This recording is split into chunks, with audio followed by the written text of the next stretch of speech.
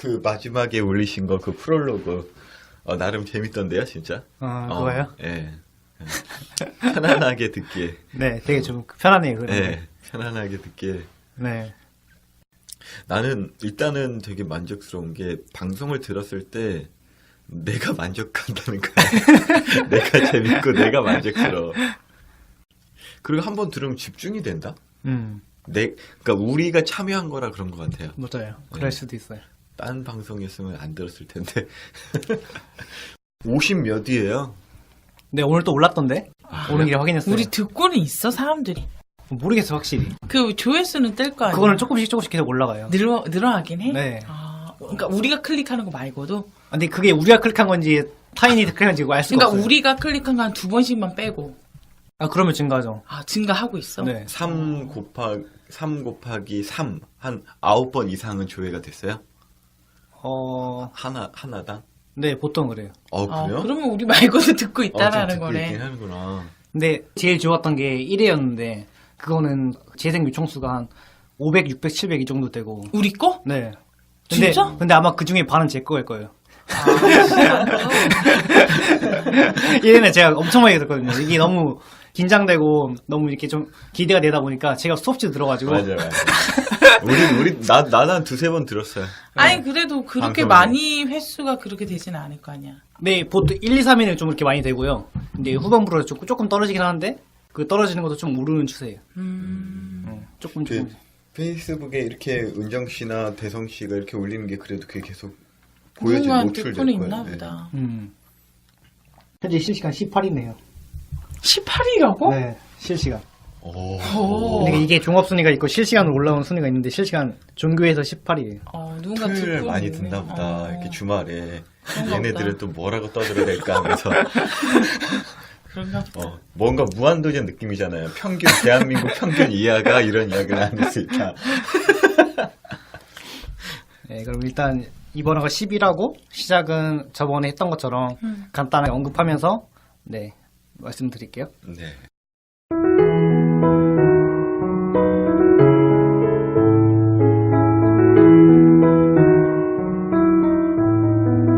누구나 살면서 한 번쯤은 신에 대해 의심을 하지만 그 누구도 이것에 대해 시원하게 답해주는 이가 없었기에 만들었습니다.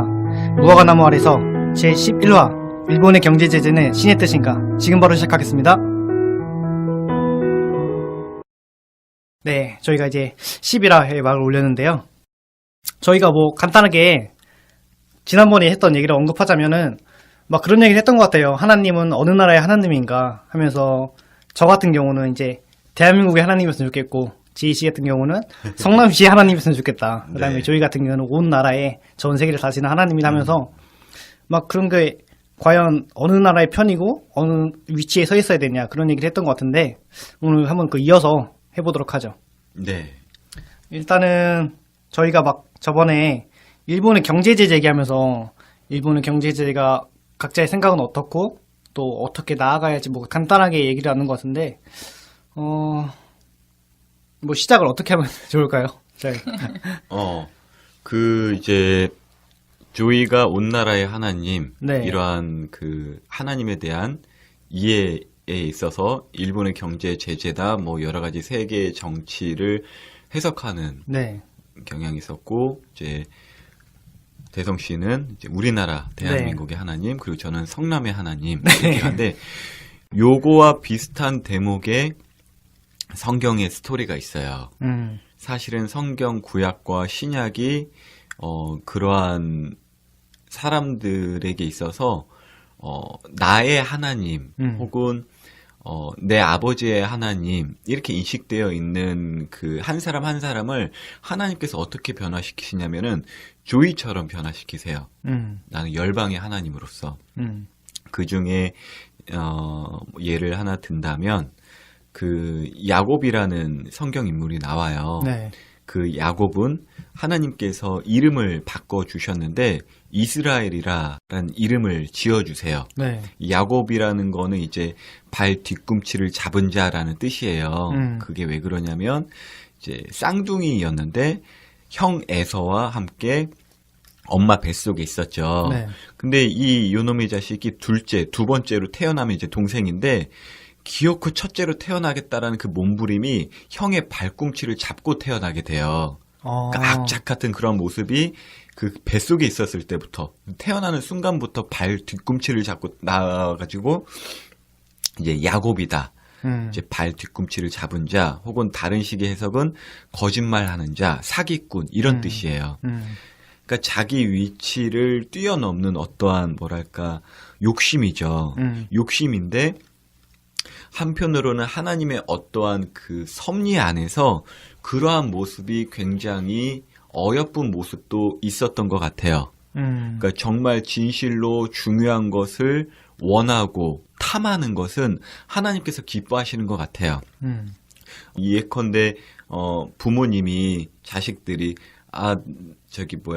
나 공부 1등 했으면 좋겠다. 네. 난 누구를 돕는데 1등 했으면 좋겠다 하면 좋잖아요. 네. 그러한 욕심은 부모로서 기쁜 거잖아요. 네. 그런 것처럼 야곱에게 있어서는 그 하나님 안에서 첫째가 되고 싶은 그러한 이제 욕심이 있었던 것 같아요. 좋은 목적은 갖고 있었지만 그 과정은 순탄치 않았어요. 그 이름대로 거짓말을 했고 사기를 쳐가면서 과정이 매우 잘못된 과정 속에서 그 목적을 이루려고 했다가 얍복강이라는 곳에서 하나님을 이제 대면해요. 대면해서 이제 하나님과 씨름을 하게 돼요. 레슬링 소위 이제 UFC를 하죠. 근데 막 하나님과 씨름을 하다가 하나님이 야곱에게 너가 하나님과 겨루어 이겼다라는 뜻을 가진 이스라엘이라는 이름을 지어주세요. 그러니까 네가 하나님과 겨뤄서 이겼다라고 하세요. 그러니까 이 세상에 하나님을 겨루어 이긴 사람이 이론상은 없죠. 그렇죠. 이론상 있을 수가 없어요. 우리 대성 씨는 하나님과 겨뤄보고 싶잖아요. 그렇죠. 근데 실제로 겨뤄서 이긴 사람이 있어요. 있어요? 예. 그게 이제 야곱이었죠. 아. 그래서 하나님이 이름을 바꿔주세요. 이스라엘이라. 이스라엘의 뜻은 하나님과 겨루어 이긴 자라는 뜻이에요. 아. 근데 그런 말이 있어요. 하나님은 사랑이시잖아요. 그렇죠. 사랑, 약자가 강자를 이길 수 있는 유일한 그 통로가 되는 건 사랑밖에 없어요. 예를 들어서 저한테 이제 예담이라는 제 와이프를 예쁘게 닮은 딸이 하나 있다고 쳐요. 4살 정도 됐는데 이제 얘가 UFC를 본 거예요. UFC를 보고 아빠 나랑 한판 하자고 그러는 거예요. 그럼 나랑 막 하죠. 근데 봐주죠 제가. 그리고 네가 이겼다 막 그러잖아요.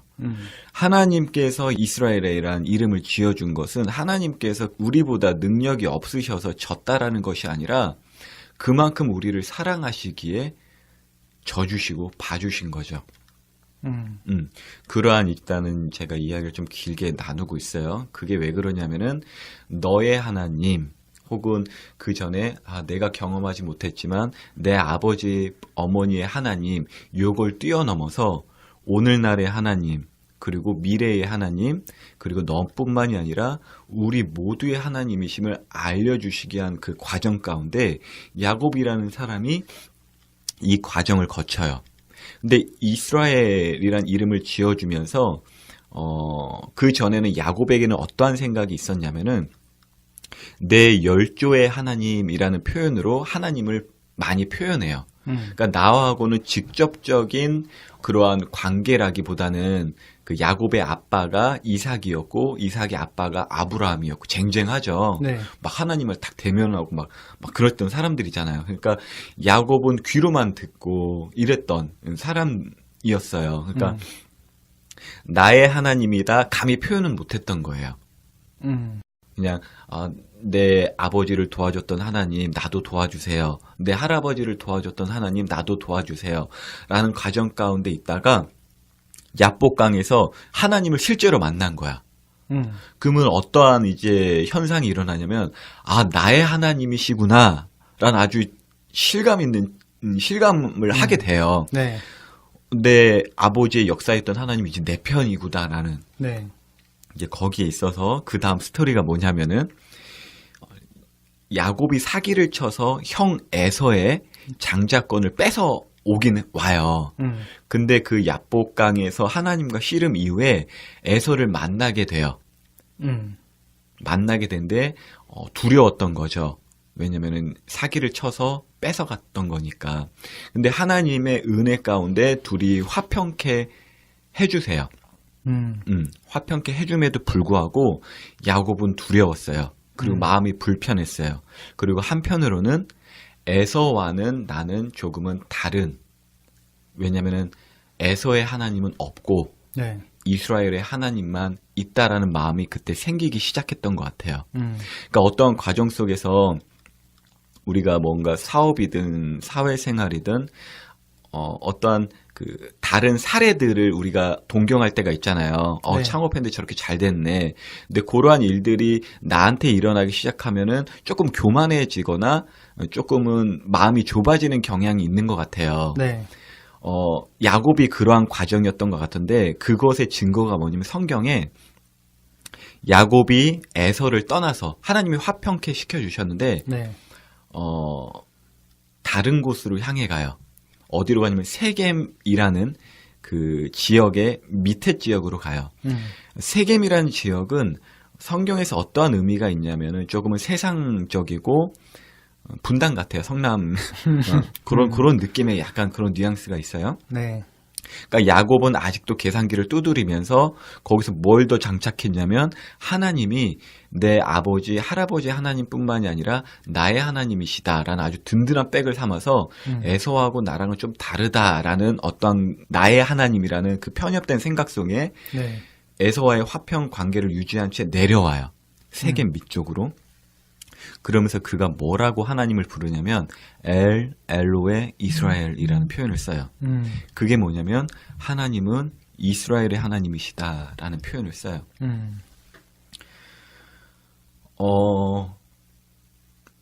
정말 그 고백 자체로서도 이스라엘의 하나님, 자기의 하나님이라는 표현을 쓰죠. 굉장히 편협된 생각이었어요. 네. 근데 야곱은 몰랐죠. 나의 하나님은 나에게 역사해 주시는구나. 근데 뒤후의 스토리는 굉장히 또 이제 오늘 설교가 될 것 같아서 조금은 제어를 하겠습니다. 세겜에서 호되게 야곱이 당하고 또 요셉 자기 자식을 잃어버리는 아주 순환을 겪게 돼요. 하나님이 나의 하나님이신데 야곱은 여전히 창세기 50장까지 고난만 당해요. 그래서 야곱이 뭐라고 어떤 사람 앞에서 그러냐면 내가 내 인생의 선배들보다는 덜할 수는 있지만 나도 많이 고생했던 사람입니다라는 고백을 하게 돼요. 그만큼 어마어마한 고난을 경험해요. 나의 하나님에도 불구하고. 근데 그 이제 하나님의 거시적인 관점에서 성경에서 보면은 이 에서라는 사람이 네. 에돔 족속의 조상이 되는데 이 에돔은 구약 성경에 있어서는 이스라엘과 굉장히 대치되는 역할로 많이 나타나요. 그러니까 적이라는 거죠. 적당한 비유는 아니겠지만 뭐 북한과 남한 혹은 뭐 한국과 일본 이런 관계일 수도 있어요. 뭐 백제의 후손이 뭐 일본이다 뭐 이렇게 한 것처럼 네. 굉장히 상극인데 되게 가까운 사이면서도 상극이에요. 그런데 요 에돔 족속의 사람들을 하나님께서는 이스라엘의 하나님을 구원하시기 위한 도구로서 사용하거나 정말 이스라엘보다도 더 가까운 에돔의 하나님으로 드러내는 스토리들이 구약 성경에 많이 있어요.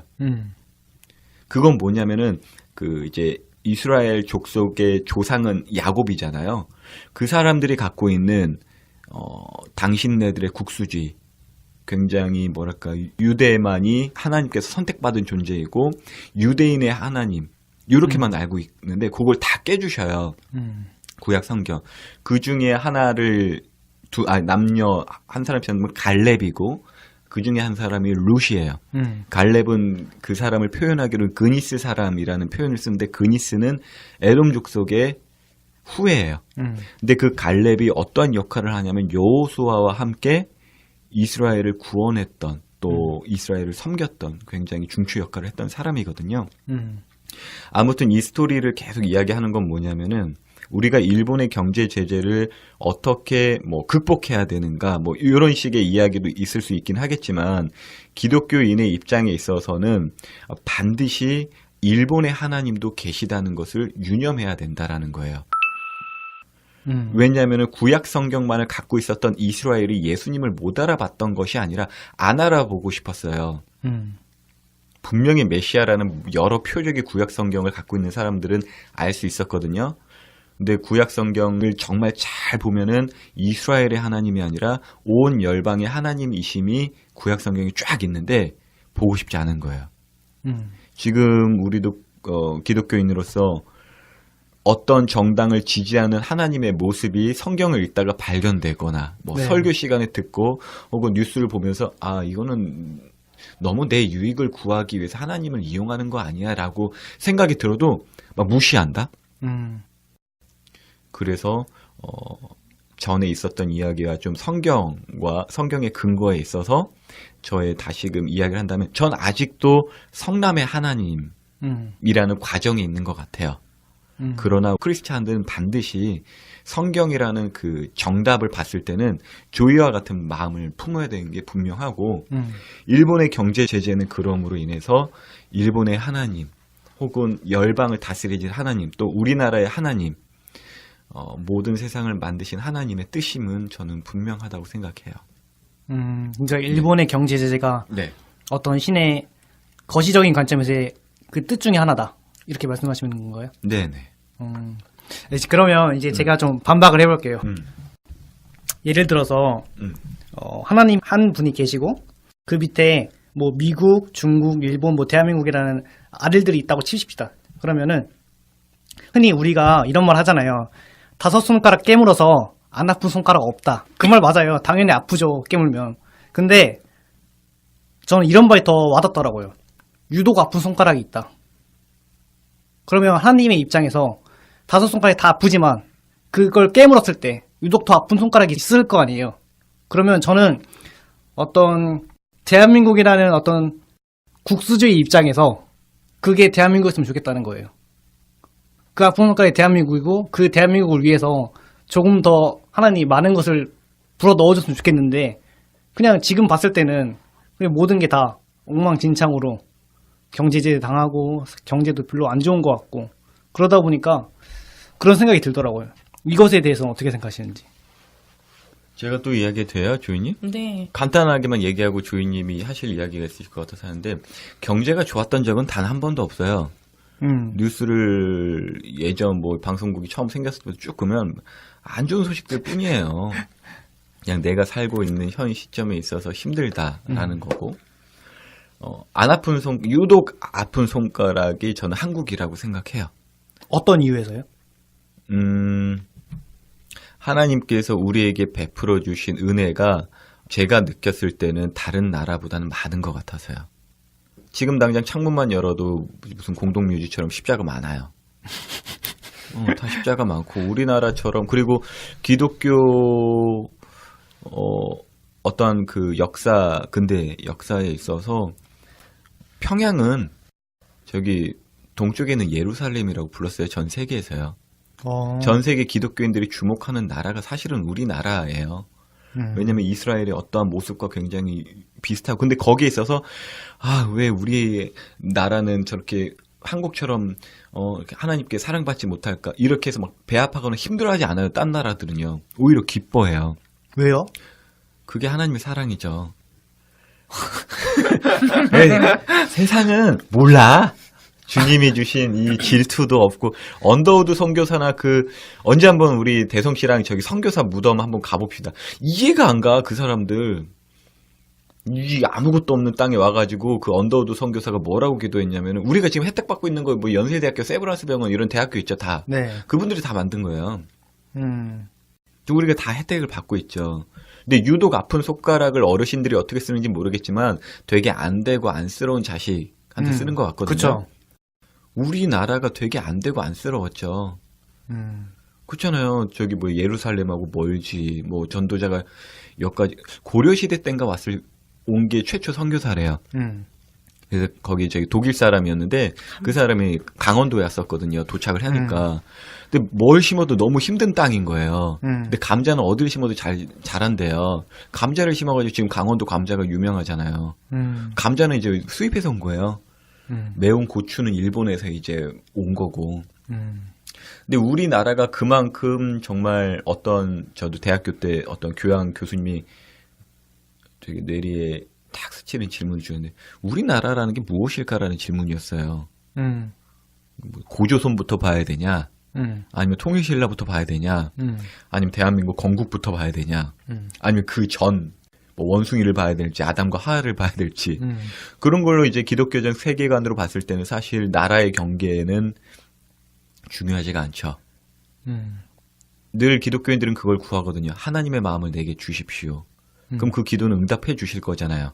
그렇죠. 그럼 하나님의 마음이 한국 땅을 불쌍히 여기고 한다면 모든 그리스도인들이 한국 땅을 불쌍히 여기면서 왜 우리나라는 안 도와주고 한국만 도와주고 이런 마음은 없죠. 그냥 하나님의 어떠한 그 섭리를 제가 이해할 수 있도록 그나마 일원화시킨 거예요. 지금 제가 표현한 게. 근데 저는 모르겠어요. 제가 하나님을 안 믿어서 그런지 몰라도 저는 뭐 욕할 것 같아요. 만약에 그런 존재가 있다라고 하면은 아니 나부터 좀 잘 좀 해주지 왜 굳이 다른 나라부터. 물론 제가 대한민국 사람이니까 저는 대한민국이 더 좋아지길 바라죠. 근데 제가 만약에 뭐 미국인이라든가 중국인이었다 하면 대한민국에 대해서 어떤 혜택을 주는 게 굉장히 마음에 안 들 것 같아요. 저라면. 근데 반대로 우리나라에 지금 일본이라는 그 나라에서 받는 경제 보복을 받고 있다 이렇게 생각할 수 있잖아요. 네. 근데 반대로 우리나라도 분명히 어떠한 나라에게 그러한 것들을 우린 보복한다라고 표현은 하지 않았지만 자국의 이익을 위해서 타국에게는 조금 불합리한 뭔가를 적용한 것들이 분명히 있을 거거든요. 네. 그거랑 똑같은 논리라 저는 또 한편으로 생각이 들거든요. 그래서 각각의 그런 뭐라고 해야 되죠? 각각의 그런 이윤 뭐 그런 거에 관련돼서는 다 동일하지 않을까라는 생각을 해요. 그냥 단지 크게 드러나게 정말 악하게 정말 그렇게 표현한 거는 일본이라는 나라가 지금 현재 그렇게 하고 있다는 것 뿐이고 어쩌면 우리나라도 어떠한 나라한테는 그 일본처럼 크게 막 독하게 이렇게 드러난 건 아니지만 분명히 타국에게는 우리 자국민의 이익을 취득하기 위해서 분명히 그러한 부분들도 분명히 조금은 있지 않을까라는 저는 생각을 해보거든요. 그거에 대해서는 어떻게 생각하세요? 이게 어떻게 보면 내로남불이 될 수도 있는데 그냥 제 감정이 솔직하면 근데 정말 이게 쓰레기 같은 마인드인데 왜 쓰레기 마인드예요? 왜? 모르겠어요. 저는 그냥 대한민국이 잘 됐으면 좋겠다. 그냥 좀 내가 속한 곳이니까. 네, 제가 속한 곳이니까 그냥 자국의 이익을 극대화했으면 좋겠어요. 저는. 그 생각은 나쁜 건 아니죠. 그럴 수 있죠. 기복신앙이 뭐 잘못됐다라는 이야기도 있지만 어찌됐건 기독교는 제가 생각했을 때 복을 구하는 신앙이라고 저는 생각이 들어요. 근데 그 복이 무엇이냐라는 이해가 되게 중요한 건데 복이라는 건 우리가 이해하는 복은 저 사람 복 받았네 하면은 굉장히 물질적으로나 그쵸. 여러 가지가 또 건강하게 잘 풀리는 건데 그 복이라는 단어 내가 너를 축복한다 할 때 blessing, bless 이런 뜻을 쓰는데 그건 이제 가죽을 벗겨내고 어떤 희생의 뜻이 있어요. 섬김과 희생. 그래서 성경에서 너는 복의 근원이 될지니라. 너는 복이 될 것이다. 라는 말을 하나님으로부터 들었던 사람이 아브라함인데 너를 통해서 열방이 복을 받는다라는 뜻이에요. 그러니까 이 사람 기독교에 있어서는 복을 구합니다가 뭐냐면은 내가 복덩이가 되는 거예요. 우리가 복 받고 싶다라는 건 뭐냐면 나는 복덩이라기보다는 주변 사람들이 복덩이가 돼서 그 복이 나한테 흘러왔으면 좋겠어. 요걸 많이 구하거든요.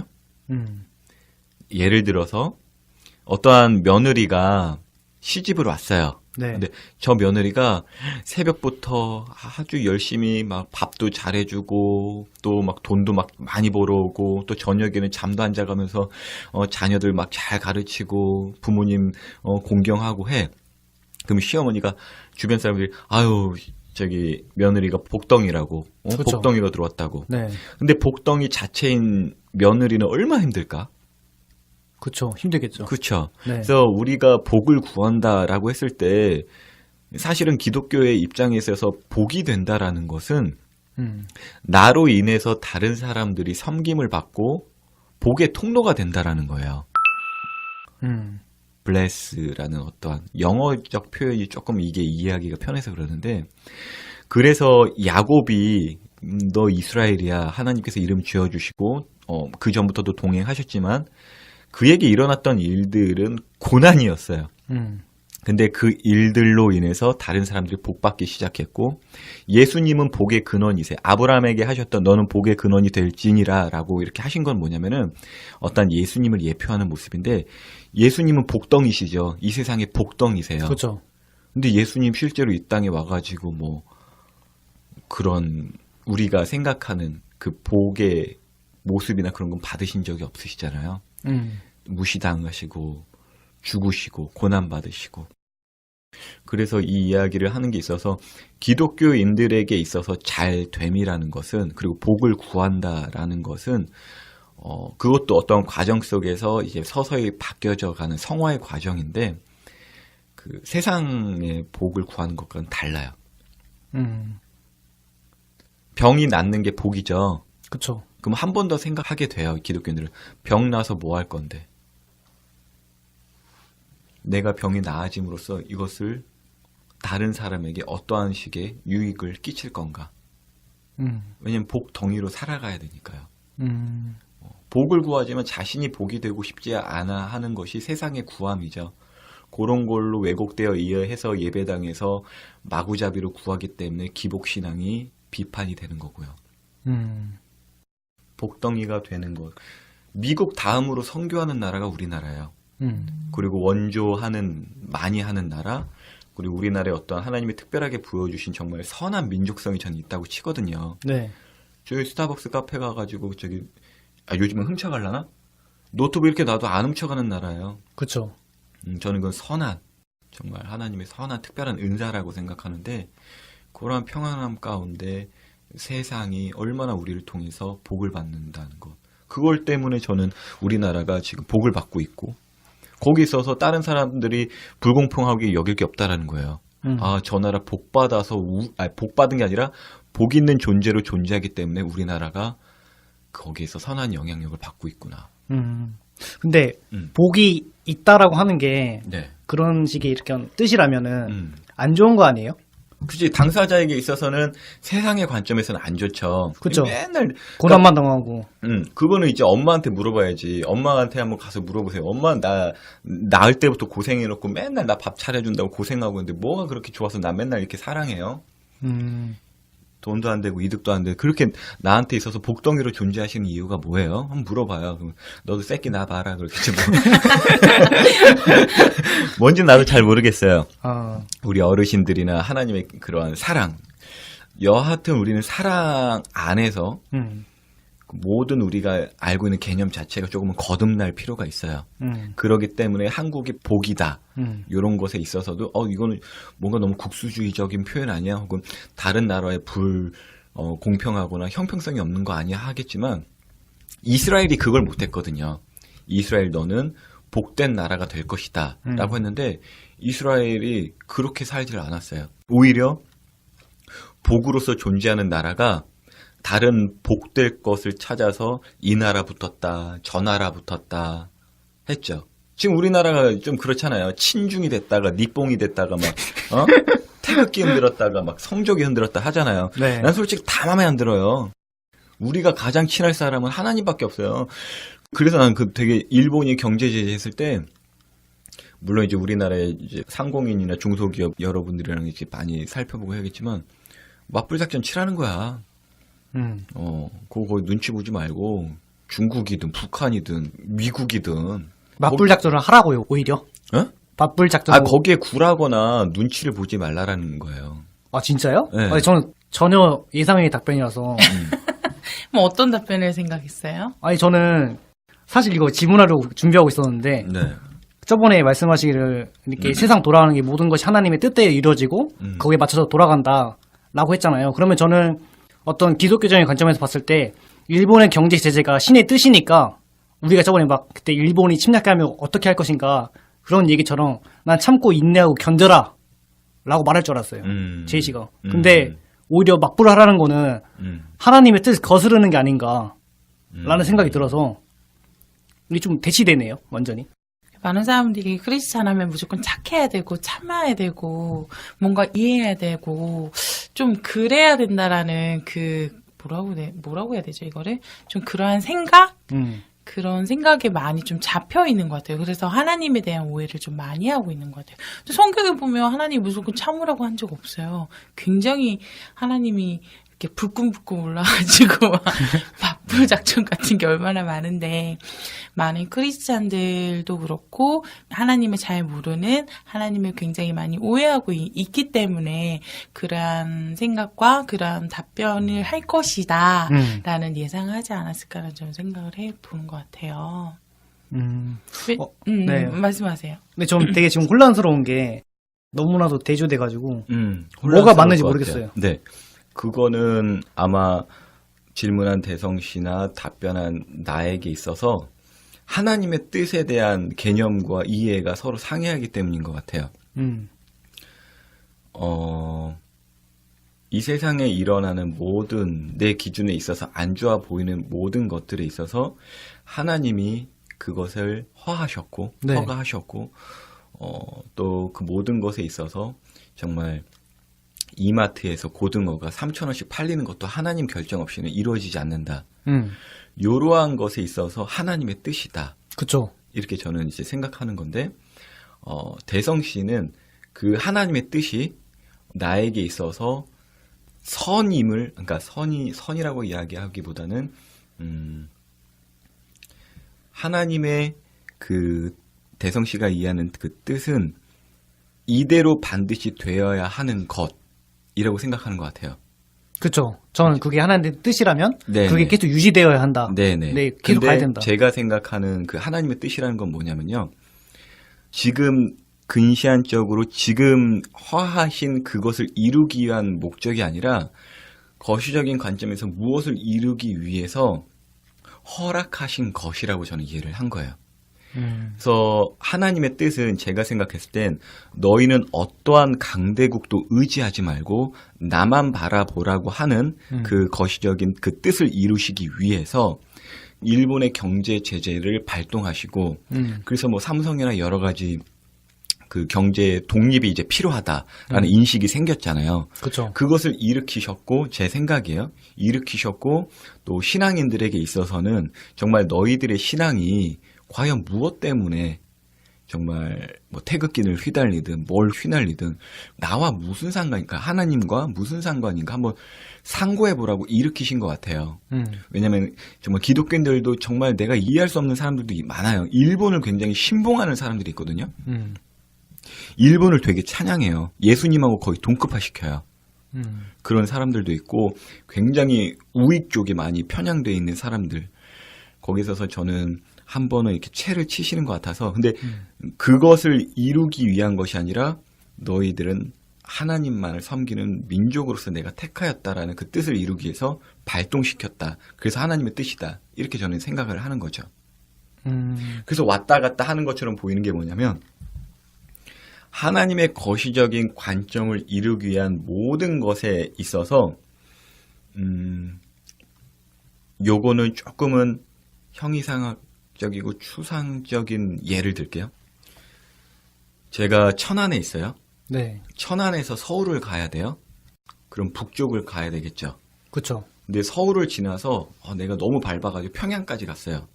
그럼 평양 갔을 때는 야 서울 가려면 어떻게 해야 돼? 그러니까 남쪽으로 가야 돼. 근데 그 사람의 입장에서는 야 너 아까 북쪽으로 가랬잖아. 아니 지금은 너가 평양에 있으니까 남쪽으로 와야지. 근데 그 듣는 사람은 분명히 서울로 간다라는 뭐 그 어떠한 틀 안에서 들려지는 답변은 북쪽으로 가라, 남쪽으로 가라, 왔다 갔다 하는 것처럼만 들린다라는 거예요.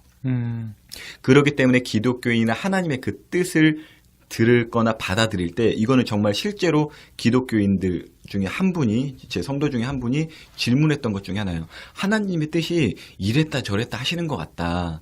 거기에 있어서 제가 조금 추상적인 이제 예를 든 건데 천국으로 인도하시는 혹은 하나님을 제대로 믿는 혹은 너에게 있어서 복된 하나님으로서 동행하시는 그 어떤 목표가 서울이라고 친다면 네. 당신이 천안에 있다가 평양에 있다가 요 위치를 고려하지 않은 상태에서 본다면 하나님의 뜻이 왔다 갔다 하는 것처럼 들린다라는 거예요. 네네. 요게 좀 필요해요. 요 이해 속에서 듣고자 해야지. 안 그러면 저도 이제 안티 크리스찬 분들이랑 대화를 하다 보면은 뭐 너네는 항상 귀에 걸면 귀걸이, 코에 걸면 코걸이더라. 그래서 너네들은 닥치고 믿지. 그래. 야 믿어주면 닥쳐져. 그래.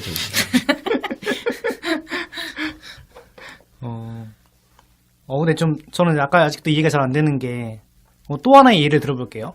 우리 세 명이 전부 다 군인이에요. 네. 근데 이때 당시 시기가 1950년 6월 25일로 칩시다. 6.25가 터졌죠. 북한에서 남한을 침략해서 수도 없이 계속해서 내려와요. 그러면은 제가 생각했을 땐 이거였어요. 그 북한에서 남한을 침략하는 것이 그것이 하나님의 뜻이니까 그것에 인내하고 감내하라 라는 게 제 생각이었어요. 그럼 이것에 대해서는 두 분이 어떻게 생각하시는지? 맞서 싸우는 게 하나님의 뜻인가요? 아니면 그냥 당하는 게 하나님의 뜻인가요? 맞서 싸우는 게 하나님의 뜻인가? 가만히 당하고 있는 게 하나님의 뜻인가? 네. 그게 이제 아까 전에 말한 거의 반복인데, 그거에서 하나님의 뜻을 설정하고 이해하려는 게 대성씨고, 제가 말했던 건 거시적인 관점에서의 뜻을 이루기 위해서 6.25를 일으키신, 그래서 하나님의 뜻이다. 이렇게 이해하는 거는 좀 다른 거죠. 맞서 싸워야죠. 맞서 싸워야죠. 네, 저도요. 이게 뭐라. 미안해요. 네, 먼저 얘기해요. 예. 사실 대성씨 이야기 들으면 인샬라예요. 무슬림. 인샬라요? 예. 다 하나님, 신의 뜻대로 된다, 그 자살 테러 폭탄하는 게 신의 뜻이다. 그래서 바로 그냥 폭탄 굉장히 팍 터뜨리고. 비인격적인 하나님에 대한 이해가 있어서 그래요. 물론 이 말 표현이 우리 대성씨를 비난하는 것처럼 말해서 미안한데, 사실은 대성씨뿐만이 아니라 우리 모두가 좀 하나님에 대한 이해를 조금은 비인격적으로 이해하는 게 있어요. 아니, 하나님을 믿고 안 믿고를 떠나서 네. 우리 집에 누가 쳐들어왔어. 네. 아까 저도 집에 있다가 그것 때문에 이제 티격태격 한 건데, 누가 우리 집에 침범하려고 하고 내 자유를 빼앗으려고 해. 네. 이건 하나님의 뜻이니 다 받아들여야겠다면, 그 믿는 사람 믿지 않는 사람 떠나서 그건 좀 이상한 사람 아니야? 그렇죠. 반드시 신앙은 상식이 있고요. 이성적이에요. 네. 신앙은 비이성이 아니라 초이성이에요. 이성을 포함하여 우리가 인식할 수 없는 그 이성마저도 포함한 초이성이지, 신앙을 비이성적으로 해석하는 건 굉장히 잘못된 것 같아요. 뭔가 되게 헷갈리면서도 이해가 되는 것 같기도 하고 안 되는 것 같기도 하고. 근데 저는 그렇게 생각해요. 만약에 그 상황에서 대성 씨가 하나님이 나는 저 나라를 침범하는 게 하나님 뜻이다라고 생각을 해서 했다면 네. 뭐 그것에 대한 하나님의 어떠한 대성 씨를 향한 하나님의 계획하심이 있었을 거라고 저는 생각을 해요. 그렇다고 해서 또 반대쪽인 나의 입장에서도 그것을 받아들이라고만 하나님이 만약에 그렇게 말씀하셨으면 좀 받아들일 거예요. 근데 지금의 저의 생각으로는 저도 싸워야 된다라고 생각을 하거든요. 근데 그 각각의 어떤 사건은 있지만 하나님께서 원하시는 거는 그 사건을 통해서 하나님이 우리에게 무엇을 이야기하시는지, 무엇을 어떠한 것을 이루기 위해서 그러한 생각과 그러한 사건을 일으키셨다라고 저는 생각을 하거든요. 만약에 그런 사건이 없었으면, 예를 들면 대성 씨가 만약에 6.25 전쟁이 안 일으켰어, 예를 들어서. 그러면 그 안에서 하나님을 만약에 못 만났을 수도 있어요. 근데 예를 들어서 그거를 일으켜야만 그 안에서 하나님이 분명히 대성 씨에게 하고자 하는 말씀, 하나님을 만나게 하시려고 하는 뭔가가 있었기 때문에 저는 그러한 것들을 허락하셨지 않았을까라는 생각을 하거든요. 우리는 전쟁을 안 났지만 예를 들면 그러하지 않았을까라는 생각을 해보는 거예요. 각각에게 하나님이 그 전쟁에 초점을 맞추신 게 아니라, 누가 이기고 지는 것에 초점이 있는 것이 아니라, 하나님의 초점은 대성 씨를 향한 하나님의 사랑을 이야기하시고자 함이고, 또 저에게 그것을 맡고 끝까지 저도 최선을 다해야 된다는 거는 하나님이 그것을 향한, 저를 향한 하나님의 뜻을 알고자 함으로 뭔가의 그 사건이 일어난 거지, 전쟁을 꼭 일으키는 게 하나님의 뜻이다 저는 그렇게 생각하지 않아요. 그거는 하나의 수단일 뿐이고 하나님의 정말로 큰 뜻은 하나님이 대성 씨의 하나님이고 나의 하나님이고 여기 있는 제이 씨의 하나님이라는 거를 알려주시기 위해 그 어떠한 사건을 허락하시는 거지. 하나님이 그것을 원하시거나 그게 하나님 뜻이야. 너네 싸워서 저 사람 죽여야 돼. 그게 하나님 뜻이라고 생각하지 않아요. 근데 그게 바로 인샬라라고 얘기했던 약간 무슬림 쪽에서 말하는 조금 이해가 조금 어긋난 부분들이 좀 거기서부터 좀 나오지 않을까 생각이 들거든요. 네, 일단은 두 분의 말씀을 들으면서 오해는 풀리긴 했는데, 일단 이 말을 하기 전에 기독교인 분들한테 좀 사과를 드릴게요. 왜냐면, 저는 사실 이 얘기를 듣기 전까지 기독교인들이 사실 호구라고 생각했어요. 왜냐면, 폭탄 테러를 당해도 가만히 있어야 되고, 일본 경제 제재를 당해도 가만히 있어야 되고, 북한이 침략을 해도 가만히 있어야 되니까. 막말로 기독교인들 만약에 제가 무신론자고, 기독교인이 건너가고 있어요. 그러면 마음에 안 들면 그냥 한 대 때려도 가만히 있어야 돼요. 제 생각에 따라서는. 근데 이제 두 분의 말씀을 들으면서 일단 그건 아니다. 네. 라는 이제 편견을 깼는데, 아직까지도 좀 혼란스러운 것 같아요. 이게 네. 확실히 정리되지가 않아서. 네.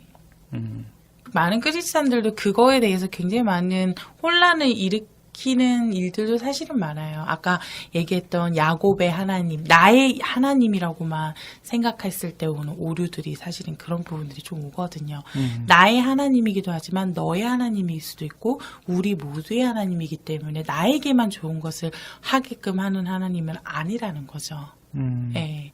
그래서 많은 크리스찬들이 거기에 대해서도 굉장히 실수도 많이 하고 오해도 많이 하기 때문에 다른 사람에게 나의 하나님은 내가 얘기하는 것만 맞다라고 얘기하셔. 그렇게 강요하기도 하고 그러한 모습을 통해서 많은 하나님 믿지 않는 사람들이나 아니면 같은 하나님을 믿는 사람들에게조차도 약간의 하나님의 그런 오해로 인해서 조금 더 멀어지고 손가락질을 하게 되고 나는 너 때문에 교회를 다니고 싶지 않아 라는 그런 말들도 듣게 되는 거죠. 같은 크리스찬이면서도 그러한 오해 속에서도 늘 우리는 평생 그렇게 하나님을 알아가는 여정을 좀 걸어가고 있는 것 같아요. 근데 저는 모르겠어요. 이게 제가 하나님이면 그냥 사람들 앞에 나타나가지고 이게 내 뜻이야 하면서 그냥 알려줄 것 같아요. 이게 너무 오해만 쌓이고 너무 트러블이 많이 생기다 보니까 뭐가 맞는 것이고 뭐가 틀린 건지 잘 모르겠어요. 저는 아직도. 네. 사실 저는 대성 씨 말에 굉장히 공감 가요. 네. 명확하게 표현하셔서 혹은 모든 사람들이 알 수 있는 가끔 TVN 이렇게 나오셔가지고 하시면 좋을까. 그런데 성경에 그 이유가 있어요. 아 진짜요? 예. 감추시는 이유도 있어요. 왜요? 그거에 있어서 저도 이 성경을 통해서 계속 연구하고 있어요. 하나님의 어떤 분명한 목적과 뜻이 있으세요. 근데 일부러 감추신다고 그래요. 이것을 이해하기 위해서의 어떤 전제가 필요한데 우리에게 있어서는 지금 일어나는 6.25 전쟁은 하나님이 우리가 허락하셨다라고 표현을 하잖아요. 그쵸. 그렇죠. 그분을 인정하니까. 근데 솔직히 하나님이 막 총 쏘시고 막 그런 건 아니잖아요. 북한 사람으로 다 변신해가지고 막 간 것도 아니고. 그냥 사람의 욕심이 일어난 거예요. 그쵸. 결론은 그렇죠. 네. 사람의 욕심이고 하나님의 뜻이다라고 착각해서 전쟁을 일으키거나 그렇게 합리화시키는 사람도 있어요. 나는 하나님의 영광을 위하여 그들을 깨끗하게 정리할 필요가 있다. 막 여러 가지 책을 쓰는 그게 히틀러거든요. 그러한 아주 잘못된 생각들을 갖고 근데 그러한 것도 하나님의 뜻이냐라고 물어본다면 사실 하나님의 뜻이다라고 이야기하면은 많이 이제 왜곡돼서 오해하기 때문에 허락하셨다라는 표현도 쓰는데 그것도 좀 마음에 안 들지. 근데 이걸 왜 이야기를 하냐면은 그러한 일들의 책임을 하나님께 절대 물을 수가 없다라는 거예요. 근데 그러한 일들이 일어난 것의 모든 책임은 사람에게 있는데 그 모든 책임을 하나님이 감당하시기로 작정하셨고 거기에 적극적으로 개입함으로써 우리에게 영원한 유익을 주시기 위해서 지금도 최선을 다하시기 때문에 여전히 그 하나님의 뜻이라는 걸 계속적으로 허하시는 이유가 있어요. 근데 저는 이해가 안 되는데 일단은 제가 아는 범위 내에서는 네. 하나님은 사람을 죽이고 누군가를 때리고 뭐 이런 걸 결코 찬성하지 않아요. 그 사람이란다. 그 신은 무조건 반대할 거예요. 제 생각에는. 네, 저기 뭐야, 자기를 배반하고 자기를 대적하는 사람도 죽는 거 저기 슬퍼하신다고 그랬어요. 네. 그럼 제가 알기로는 무조건 사람을 죽여서는 안 되는데, 네. 근데 허하신다고 하셨잖아요. 네. 잠깐이나마 그거 허하신다. 이거 모순 아니에요? 어떠한 점에서는 모순처럼 들리죠. 그 모순이라는 것은 인생 100년만을 우리의 인생이라고 생각한다면 정말 죽음 자체가 굉장히 소멸 자체이고 네. 하나님의 말씀하신 것에 모순된다고 하지만 그 사람이 살았다 죽었다라는 개념이 우리도 사실 그게 애매하잖아요. 굉장히 네. 서정적인 표현으로 정말 사람이 죽을 땐 기억 속에서 잊혀지는 게 죽는 거야 막 이렇게 막 표현하기도 하고 그렇잖아요. 하나님 안에서 그리고 정말 하나님이 정의하신 게 정답인데 죽음이라는 건 하나님과의 관계 단절, 하나님과의 절대적인 대적 관계, 이게 죽음의 관계거든요. 그걸 기뻐하지 않으신다는 거예요. 일단은 하나님은 우리와 화평하길 원하시고 함께하길 원하시는 거죠. 그게 살아있는 거고요. 그것을 이루시기 위해서 선하게 살거나 예수님을 믿고 그렇게 순교하고 막 그런 것도 허락하시는 거예요. 허락하신다라는 게 그 사람은 죽은 게 아니라는 거예요. 잠자고 있는 거지. 그러한 시공간의 물리학적인 이해가 좀 다르기 때문에 모순처럼 느끼는 거죠. 육신을 입은 사람으로서는 사실 뭐 대성씨뿐만이 아니라 저도 그렇죠. 얼마 전에 이제 소천하신 아버지 계시는 곳에 갔는데 잠깐의 헤어짐이라고 잠깐 아버지는 주무시고 있는 거야 라고 하지만 여전히 보고 싶거든요. 그죠. 그리고 그 날이 멀게만 느껴지고 그런데 모르겠어요. 상대적으로 영원한 관점에서 본다면 인생 100년이 정말 티끌보다도 안 되는 시간일 텐데 사실은 우리에게 여전히 항상 중요한 건 뭐냐면 지금 이 시간이에요. 지금 내가 편안하고 행복해야지 과거도 보람 있던 거고 미래도 기대되는 거지. 과거에 아무리 즐거웠어도 현재 힘들면은 다 헛된 거다 이렇게 생각하고 미래는 암울하기만 하잖아요. 그러니까 하나님에 대한 이해는 영원한 관점에서 이해할 필요가 있는데 그 영혼을 우리가 실감나게 이해할 수 있는 시간은 현재밖에 없어요. 영원이라는 시간은 현재의 연속이니까 되게 철학자 같은데? 네, 저도 이제 반대쪽으로 이렇게 뭐랄까 좀 반박을 해보자면 제가 만약에 그런 상황에 놓여 있어요. 만약에 정말 소중한 사람들이 돌아가셨어요. 그러면은 뭐 기독교인이나 신이라는 그런 어떤 분이 와서 저한테 그렇게 위로를 하겠죠. 이게 영혼의 관점에서는 어쩌고저쩌고 뭐 할 텐데. 안 그러세요. 아 진짜요? 왜냐면 지금 감추셨잖아요. 아 실제로 그러신 적 있으세요? 아니, 없죠. 뭐 누구 돌아가신 적도 없긴 하겠지만 물론 이제 가장 가까운 이제 뭐 더 나이 있으신 뭐 조부모님이나 뭐 그런 경우는 있긴 하겠지만 믿는 사람도 뭐 부모님 돌아가셨다고 해서 뭐 영혼의 관점에서 바라봐야 된다 뭐 이렇게 하신 적 없어요. 근데 아무튼 저는 만약에 하나님을 만난다라고 하면은 그분의 관점에서 영혼의 관점인지 몰라도 저는 이렇게 물어보고 싶어요. 살아있는 사람의 슬픔과 고통을 한 번이라도 생각해 본 적이 있느냐? 당연하죠. 예수님이 오셨잖아요. 모든 걸 경험하셨죠. 이 세상에 존재했던 모든 사람과 앞으로 존재할 모든 사람의 희노애락을 다 경험하셨고 성경에 쓰신 모든 유혹을 다 받으셨어요. 근데 솔직히 그랬대 이렇게 한 거지 나도 솔직히 실감은 안 나요. 네. 그 얼마나 사셨다고 뭐 해봤자 한 40년 사신 것 같은데 솔직히 민물고기 바다 못 살고 바닷고기 민물 못 살잖아요. 네. 예수님이 내 인생 나 사는 성남시 와서 이 산골짜기 한번 올라와 보셨어? 아무리 골고다 언덕이 높다고 하지만 여기보다 더 하겠어? 이런 생각이지. 그래서 성령이 또 오셨죠. 이게 어렵네요, 진짜. 전 솔직히 어떤 생각도 드냐면 네. 예수님이 오셔서 돌아가셨잖아요. 그러니까 하나님이 계속 가셨잖아요. 근데 저는 솔직히 어떤 생각이 드냐면 현대 사람들의 죄나 과거의 어떤 업적이나 죄 그런 걸로 인해서 물론 그 예수라는 존재가 다 받고 가셨죠.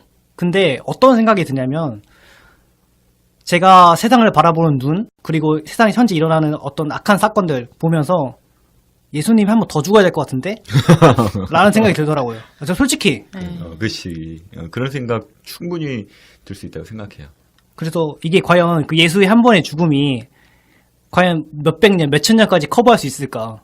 라는 생각도 들고, 과연 하나님이 또 한 번 내려보낼까라는 생각도 들고, 되게 재밌고 흥미있고. 그 예수님이 마지막으로 오실 때는 다 쓸어버리겠죠. 이제 한 번 더 오실 때는.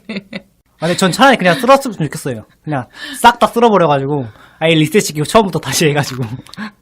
가끔 이럴 때 보면 대성이가 저는 근데 그 쓸어버린다라는 재밌어. 그 쓸어버림의 대상이 내 가족이고 나이고라고 한다면 네, 전 괜찮아요. 괜찮아요? 네, 저는 그- 기꺼이 받아들일 것 같아요. 왜 그런 줄 알아요? 솔직히 왜요? 그런 그러니까. 거를 몰라서 하는 소리예요. 음, 지금 당장 재앙이 아주 사소한 게 아니라 그 예수님의 재림으로 인한 영원한 심판에 비견해 봐서는 사소한 뭐 사업이 부도나거나 부모님이 뭐 다 자살하거나 내 아내가 강간을 당하거나 내가 아주 왕따 폭력 하는 일 되는 일 다인데 그 누가 겪고 싶겠어요. 근데 그거는 좀 힘들 것 같은데 뭐 쓸어버리면 뭐 받으면 되겠지 이런 느낌인데 둘 중에 어떤 게 더 고통스러울까? 저는 얼마 전에 그 추석 특집 영화 신과 함께 영화를 네. 봤어요. 그거 보면서 그런 생각이 들더라고요. 거기에 보면 뭐 인륜지옥, 뭐 이렇게 지옥을 막 이렇게 걸쳐 가잖아요.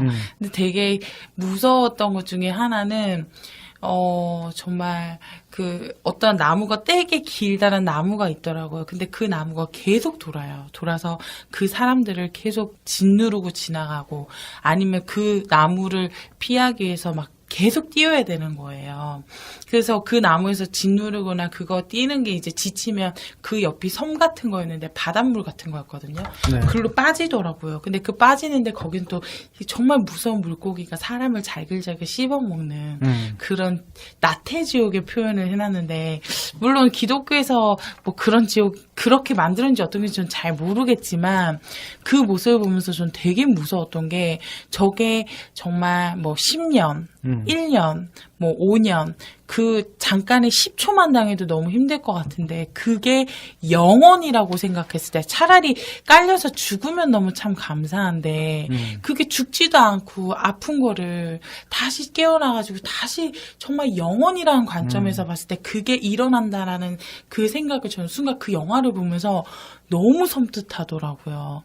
물론 그게 뭐 기독교 관점으로 만든 영화는 아니지만 그거 보면서 방금 말한 그 고통이 잠깐의 솔직히 뭐 사업이 망하고 뭐 몸이 아프고 이거는 어느 정도의 그 기한이라는 게 있잖아요. 네.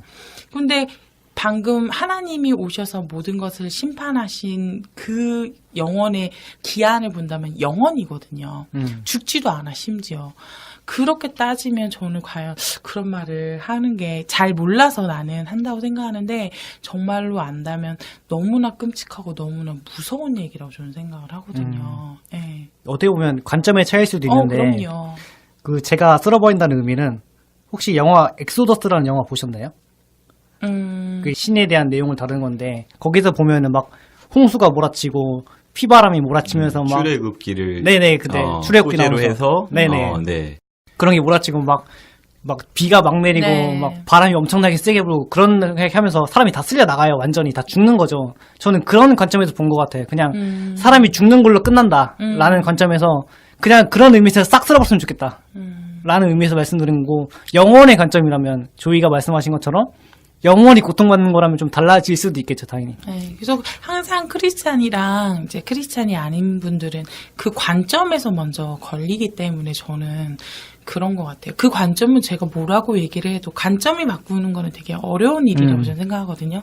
그래서 믿음은 선물이라고 저는 생각하고 그러한 믿음이 대성 씨에게도 하나님의 선물이 있기를 저는 기대하고 또 기다려 보는 것 같아요. 아유, 이거 어디서 전도하고 그래? 네. 불공평하게. 네, 그러면은 일단 마칠 시간이 된 것 같은데, 네, 너무 재밌네요. 오늘 일본의 경제 보복 이야기를 시작해서 하나님이 일본의 하나님이냐 아니면 뭐 성남시 하나님이냐 또 그것을 하나님이 허락하셨다라는 그 의미가 그거 하나님이 하게끔 한 게 하나님 뜻이다라고 오해하는 부분도 있었지만 그게 아니라 어떠한 중요한 관점을 이루시기 위한 어떠한 과정이라고 볼 수도 있는 그런 관점과 그리고 현재의 관점과 정말 영원의 관점에 대한 그 관점이 바뀌지 아니하면 어떠한 현상이든 어떠한 것을 봐도 이해하기가 참 어렵고 그러한 것을 뭔가 한다는 거는 정말 하나님의 선물이 필요하구나라는 것을 좀 알 수 있었던 시간인 것 같아요. 근데 어떻게 보면은 저 같은 사람들이 오히려 더 많을 수도 있을 것 같아요. 그러니까 인간이라는 육신을 갖고 있잖아요. 그러다 보니까 현재에 지금 가장 충실하고 그러니까 하나님의 관점에서 먼 미래를까지 바라다 볼 수 없으니까. 그래서 어떻게 보면은 현재에 살고 있는 우리는 저와 같은 사람이 더 많지 않을까. 다만 그 기독교적인 관점에서 기독교인이라면 그런 것까지 고려해서 좀 더 거시적인 관점에서 바라보는 게 필요하지 않을까라는 생각이 들어요. 여전히 하나님은 창조 중이신 것 같아요. 대성 씨도 창조하고 계시고 저도 그리고 모두를 다 창조 중인 것 같아요. 네. 제이 씨도 창조 중이고요.